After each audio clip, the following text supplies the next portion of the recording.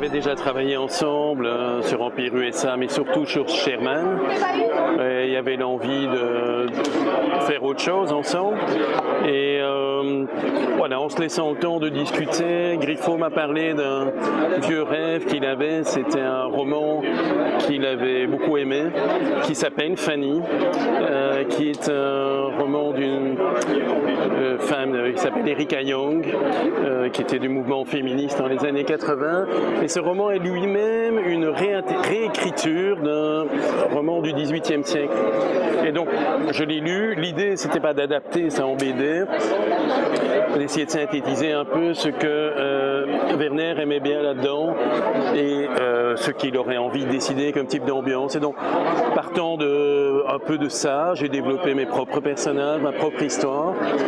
Et nous nous sommes revus ici, je pense, il y a 3 ans à Angoulême. Et en prenant un verre, je lui ai expliqué un petit peu toute mon histoire. Et voilà, c'est un peu la rencontre entre ce que lui avait en tête et moi, mon envie d'écrire quelque chose en m'inspirant de l'histoire du groupe Led Zeppelin et d'avoir un groupe de 4 personnages qui ne sont pas des musiciens comme Led Zeppelin, mais qui sont des voleurs et qui vont avoir une ascension vers le succès et aussi tous les problèmes qui viennent avec.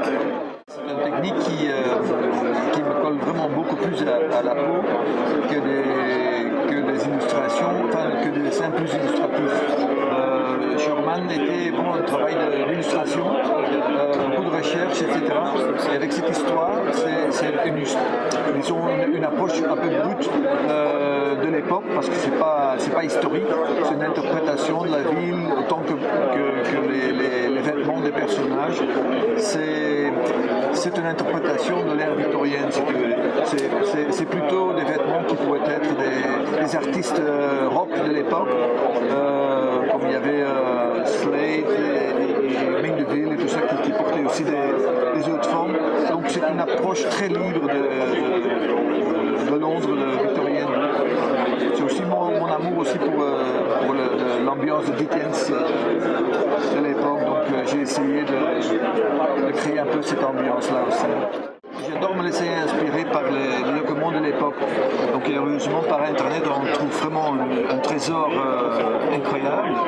Et à partir de ces photos, bon, ça fait fantasmer. Donc je commence à interpréter les photos. Mais j'aime bien commencer à partir d'une photo.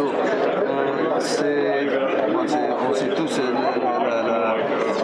la réalité est toujours plus forte que la fantaisie. Donc je pense que parfois c'est vraiment, comment dirais-je, très peu réaliste, mais je crois qu'il a dans l'âme des décors, ça reste quand même très proche à l'époque, le vrai Londres de l'époque. Quand on voit les gravures dorées par exemple sur Londres, c'est aussi une interprétation. Mais c'est vraiment, quand on voit les photos, c'est ça. C'est une interprétation vraiment crue à travers les yeux de l'artiste, de Doré. Et j'essaye cette approche-là. C'est pas vraiment un sujet de l'album. Bien sûr, il y a le juge qui représente la répression, qui est très puritain, conservateur. Mais l'idée pour moi, c'est vraiment de m'intéresser à la dynamique qu'il y a entre les 4 personnages, et plutôt que de construire l'histoire de manière classique entre un groupe de voleurs sympathiques et la loi qui essaie de les arrêter. Ici, toutes les forces sont à l'intérieur de ces 4 personnages. Ils peuvent être aussi bien sympathiques qu'antipathiques à certains moments. Ils ont tous leur part d'ombre, ils ont leurs secrets. Et c'est pour ça aussi qu'on dit un peu, il y en a un, dès le début, il y en a un qui a trahi. C'est une manière de dire, méfiez-vous de chacun de ces personnages. En même temps, je pense qu'ils sont présentés d'une manière agréable et sympathique. Donc voilà, c'est la matrice de l'histoire. Et on verra qu'ils vont arriver au sommet. Et puis ils vont être séparés, puis ils vont se retrouver après. Et de nouveau, là, il y a un peu l'analogie avec un groupe comme Led Zeppelin où il faut gérer les égos et les ambitions de chacun.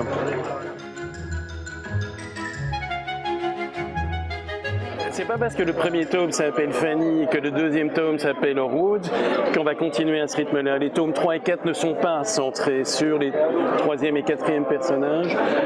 Il est clair pour nous que, de nouveau, analogie avec les Zeppelin, Fanny et Horwood sont les deux moteurs du groupe. C'est un peu entre deux que ça joue. Il y en a un qui est l'éminence grise, qui choisit, qui manipule un petit peu les personnages et qui prévoit le rôle qu'ils auront à jouer dans ce que lui a prévu.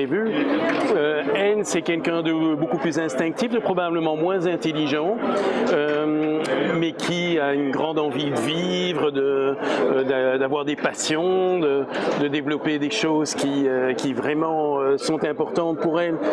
Il y aura vraiment cette opposition dans la série entre ces deux personnages-là. Les autres personnages sont importants évidemment aussi. Il y a le castrat qui peut être aussi bien une jolie femme qu'un homme séduisant. Il y a Lucrèce qui sort de prison, qui a un rôle assez trouble, visiblement elle a connu le juge, donc on se demande un peu de quel bord elle est.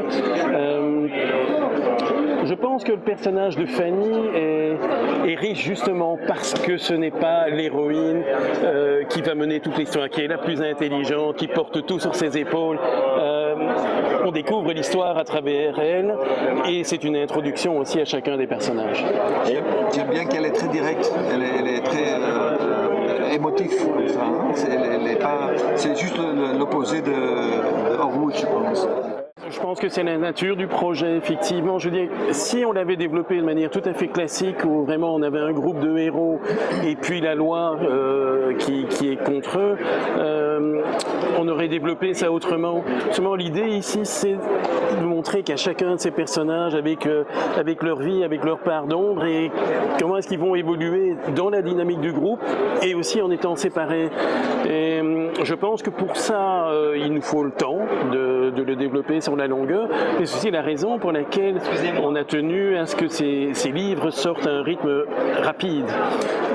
Ça fait un moment que, si bien moi que Griffo, on est occupé sur ce projet, donc on a gardé les planches, les albums ne sont pas dessinés en 3 mois, on a pris le temps d'avancer, mais le lecteur va pouvoir très vite, je pense qu'au mois de mars ou au mois d'avril, il y a le tome 2 qui sort, vous allez voir sur quelle ligne ça se développe, mais on sait très bien où on va. Ça fait à peu près 3 ans qu'on réfléchit à cette histoire. Maintenant, on ne s'est pas mis tout de suite dans la phase active. Il y a eu une phase de développement, voir si ça plaisait à Griffo. Moi, j'ai commencé à l'écrire. Lui a dû intégrer ça dans son planning. Mais je crois qu'entre le moment vraiment de la conception du projet et aujourd'hui, il s'est écoulé 3 ans.